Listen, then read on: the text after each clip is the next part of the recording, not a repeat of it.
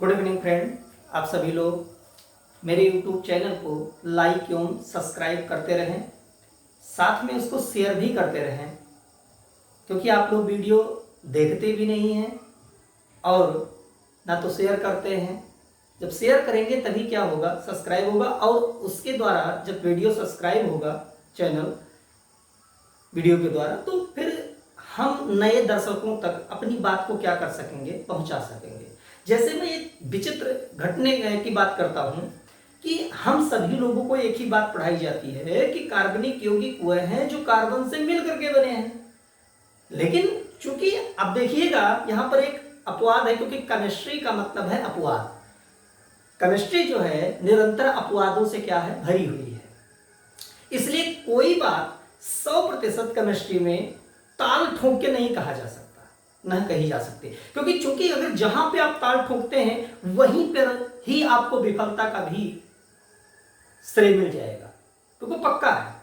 क्योंकि कोई जरूरी नहीं है, हम जानते हैं कि अगर परसेंटेज में या नाम मात्र में अगर केमिकल में थोड़ा सा परिवर्तन हम कर देंगे तो कोई भी रिएक्शन क्या होगा, 100% आपको सही नहीं मिलेगा। इसीलिए केमिस्ट्री कहा गया, chemistry is the exception of subject. ये सब्जेक्टों का क्या है, अपवाद है, विषयों का अपवाद है। इससे लोग क्या करते हैं, भागते हैं, लेकिन भागना नहीं चाहिए, है तो बड़ी मजेदार। क्योंकि सोचिए, एक सिद्धांत केमिस्ट्री में दिया गया, उस सिद्धांत का नाम है जैव शक्ति सिद्धांत, और इस सिद्धांत को किसने दिया, वर्जीलियस ने। वर्जीलियस एक वैज्ञानिक थे, उन्होंने इस सिद्धांत को क्या किया, प्रतिपादित किया। लेकिन क्या कहा अपने सिद्धांतों के अनुसार, उन्होंने कहा है, विचित्र बातें हैं कि कार्बन के ऑक्साइड, नंबर 1 बात। नंबर 2 बात उन्होंने कहा है कि हाइड्रोजन कार्बोनेट लवण। नंबर 3 बात उन्होंने कहा कि कार्बोनेट जो होते हैं इनको कार्बनिक यौगिक नहीं कहा जाता। अब कितनी विचित्र बात है कि आप सोचते होंगे कि तब क्या करें, तो आप करें कुछ नहीं, केवल समझें कि कार्बोनेट और हाइड्रोजन कार्बोनेट और कार्बन के ऑक्साइड, इन तीनों को कार्बनिक यौगिक कहा ही नहीं जाता। तब भाई क्या हुआ, जैव शक्ति सिद्धांत के अनुसार। तो वर्जीलियस ने एक अपना मत प्रस्तुत किया, उन्होंने कहा कि इसका मतलब है कि इसको प्रयोगशाला में बनाया ही नहीं जा सकता, तब ये कहां से प्राप्त होगा। तो उन्होंने कहा ये इसका निर्माण केवल सजीवों के द्वारा या जीवों के द्वारा ही किया जा सकता है, बाकी और हम इसका निर्माण कहीं कर ही नहीं सकते, क्योंकि उनका मतलब यही था कि प्रयोगशाला में इनको हम नहीं बना सकते कार्बनिक यौगिक को। और ये यौगिक कहां मिलते हैं, जीवों के अंदर। अगर इनको प्राप्त करना होगा तो हम जीव से ही क्या कर सकेंगे, प्राप्त कर सकेंगे। और ये सिद्धांत बहुत प्रचलित भी हुआ, क्योंकि उस समय वैज्ञानिकों ने इस पर ध्यान नहीं दिया। इन्होंने जो कहा वो खूब अच्छा से, मतलब सराहना हुई, इनकी पब्लिसिटी बढ़ी कि हाँ वास्तव में यही बात क्या है, सही है। इनको हम लोग क्या है, कहीं अलग से प्रयोगशाला में बना ही नहीं सकते, बस पूरी बात हावी थी। और ये सिद्धांत प्रचलित हुआ किस सिद्धांत से, जैव शक्ति सिद्धांत के नाम से। और इस सिद्धांत का प्रतिपादन किसने किया, वर्जीलियस ने। लेकिन आप एक चीज जाने, इसीलिए तो अपवाद मैंने कहा है कि कोई भी कॉन्सेप्ट 100% अपने बिहेव पर टिक नहीं सकता है। क्योंकि भाई जब हम जानते हैं कि लैब में होते हैं तो ये कहना मुश्किल है कि 100 के 100% यही बन सकता और इसके सह उत्पाद नहीं बन सकते, ये भी मैं कहना गलत है। तो अब हम क्या करें, तो हुआ क्या, इस सिद्धांत के अनुसार जब मैंने अगली बातों पर मतलब जो है गौर किया, पढ़ा, ध्यान दिया, तो पता चला कि कुछ ही दिनों के बाद में इनके मत का खंडन हो गया। कैसे खंडन हुआ, जैसे अभी आप हम लोग कोई बात प्रमुखता से रखे और कोई आ करके कहे नहीं ये बात क्या है, गलत है, तो वही इनके साथ में भी और वर्जीलियस के साथ में भी हुआ। क्योंकि वर्जीलियस के सिद्धांत का खंडन कैसे हुआ, क्योंकि हमारे एक वैज्ञानिक थे, उनका नाम था फ्रेडरिक होलर। क्या नाम था, फ्रेडरिक होलर। इन्होंने सर्वप्रथम प्रयोगशाला में वो करके दिखाया जो ये मान लिया गया था, पूरे देश के वैज्ञानिकों ने मान लिया था वर्जीलियस के अनुसार कि कार्बनिक यौगिक को प्रयोगशाला में बनाया ही नहीं जा सकता। अब सोचिएगा कितनी बड़ी बात थी, सभी वैज्ञानिक नतमस्तक थे, उन्होंने मान लिया कि ये बात जो कह रहे हैं वर्जीलियस, यही बात सत्य है। अगर हमें प्राप्त करना है कार्बनिक यौगिक तो जीवों से ही क्या करेंगे, प्राप्त कर सकते हैं, वहीं निर्माण होता है, लेकिन नहीं, एक से बढ़ के एक। फिर फ्रेडरिक होलर ने प्रयोगशाला में ही अमोनियम साइनाइड का प्रयोग करते हुए उन्होंने एक पदार्थ का निर्माण किया, उसका नाम था यूरिया, और कैसा पदार्थ था, कार्बनिक पदार्थ था।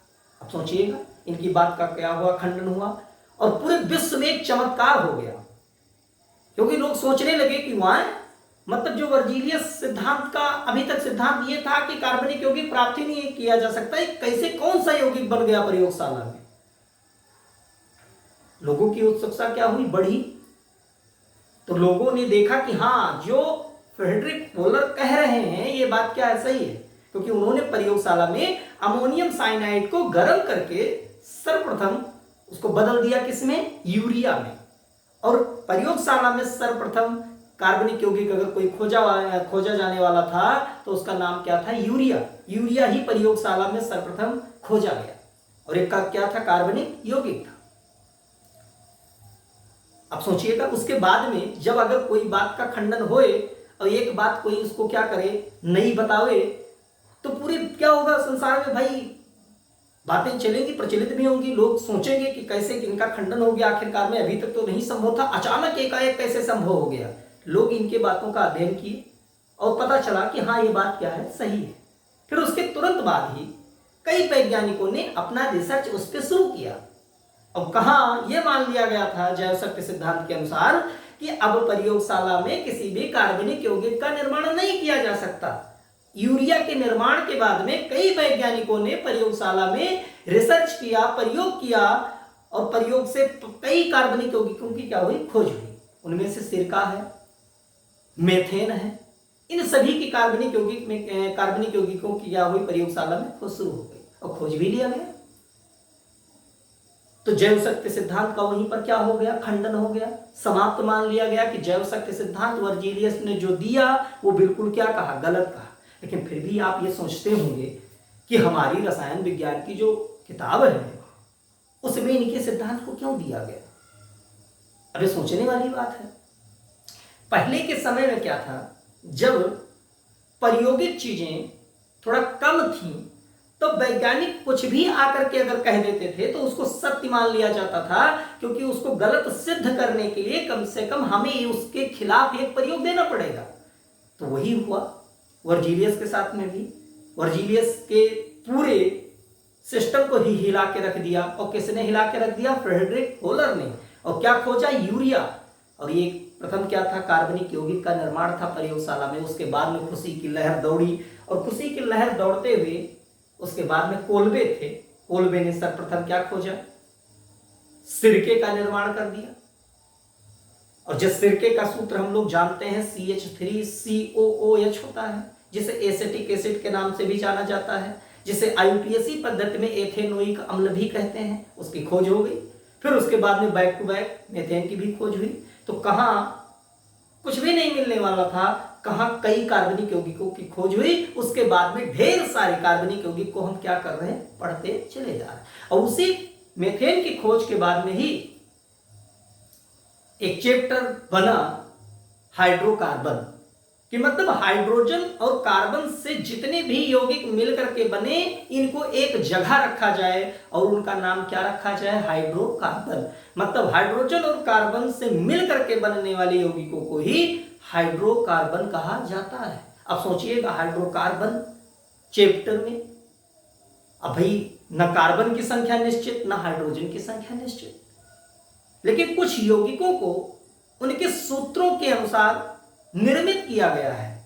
और वो सूत्र क्या बनाया, सभी सूत्र आप माने कि प्रायोगिक हैं, नहीं प्रायोगिक नहीं है, सभी सूत्र प्रायोगिक नहीं है, लेकिन माना गया है कि कार्बन की संख्या और हाइड्रोजन की संख्या को अगर इस अनुपात में लिया जाएगा तो इन कार्बनिक या हाइड्रोकार्बनिक यौगिकों को इस श्रेणी में रखा जाएगा। तो उसी श्रेणी में हम उनका क्या कर रहे हैं, अध्ययन कर रहे हैं। लेकिन ये पूरे विश्व के लिए एक चमत्कार था कार्बनिक यौगिक का निर्माण, क्योंकि कहां ये मान लिया गया कि कार्बनिक यौगिक बन ही नहीं सकता, कहां अचानक कार्बनिक यौगिक की क्या हो जाए, खोज हो जाए। और उनमें भी सबसे आश्चर्य वाली बात यह है कि हाइड्रोजन कार्बोनेट के लवण और कार्बन के ऑक्साइड और कार्बोनेट को पहले ही मान लिया गया कि ये कार्बनिक यौगिक नहीं है, और आज भी carbon monoxide, carbon dioxide, carbon trioxide या H2CO3, हाइड्रोजन कार्बोनेट, इन सभी को कार्बनिक यौगिक नहीं माना जाता। अब सोचिएगा, इस पे विचार करिएगा और सभी लोग कमेंट करके बताएं कि ये वीडियो कैसा लगा, और सभी लोग इसको शेयर भी करें साथ में। तो धन्यवाद। और मैं कहता हूं कि मंजिलें उन्हीं को मिलती है जिनके कदमों में जान होती है। मतलब आप अपने कदम को क्या रखिए, मजबूत रखिए, सोच समझ के रखिए, जिससे मंजिल आपको आपके रास्ते में जो जिस